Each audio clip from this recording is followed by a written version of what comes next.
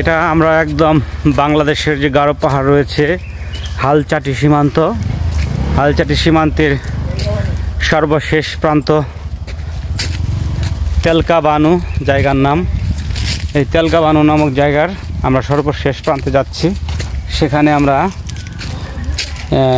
Indian বর্ডারের কাছে মেঘালয় সীমান্ত, সেই সীমান্তের কাছাকাছি যাব। আমার সাথে আছে সত্য। সত্য হচ্ছে এই জায়গার সাহস, সে মোটামুটি এই জায়গার সব কিছু চেনে। আমরা তাকে নিয়ে যাচ্ছি। বানর আশেপাশে আছে, বানরের ঝাঁক।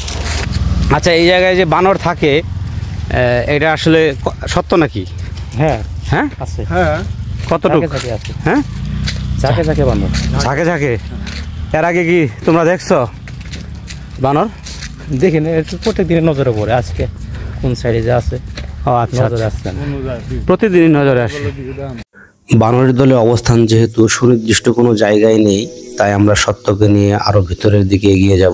আপনারা কেউ এদিকে আসলে একা কখনোই আসবেন না, অবশ্যই পরিচিত কাউকে না কাউকে সঙ্গে করে নিয়ে আসবেন, যার এই এলাকা সম্পর্কে পুরোপুরি চেনা জানা রয়েছে।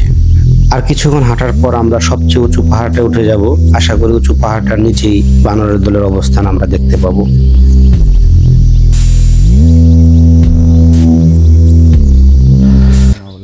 এটা হচ্ছে বলা যেতে পারে বাংলাদেশের সর্বশেষ রাস্তা।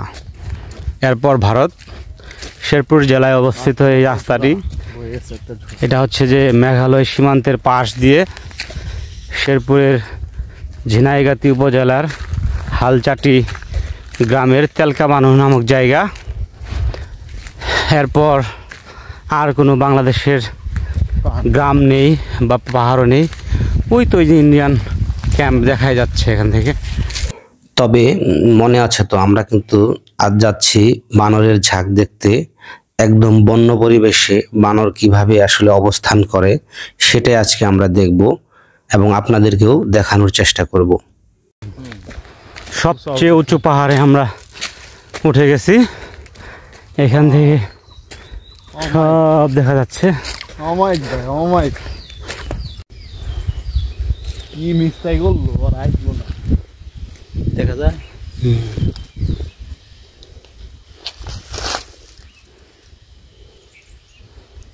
বানরের ঝাঁক বাংলাদেশ সীমান্তে আছে, তবে এখন তারা আস্তে আস্তে ইন্ডিয়া থেকে ভারতের দিকে যাচ্ছে। ওই যে ওই যে অনেকগুলা বানর।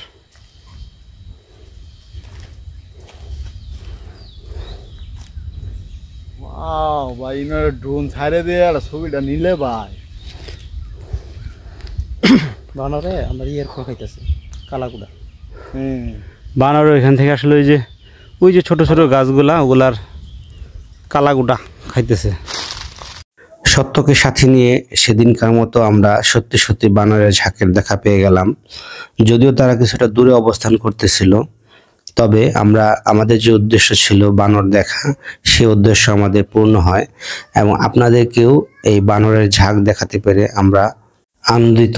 তবে ওরা নিরাপদে থাকুক, ওদের আবাসস্থল নিরাপদ হোক, এটাই আমাদের চাওয়া। আমার ভিডিও যদি আপনাদের ভালো লেগে থাকে তাহলে অবশ্যই ফলো দিয়ে আমার পাশে থাকবেন। সকলকে অনেক ধন্যবাদ।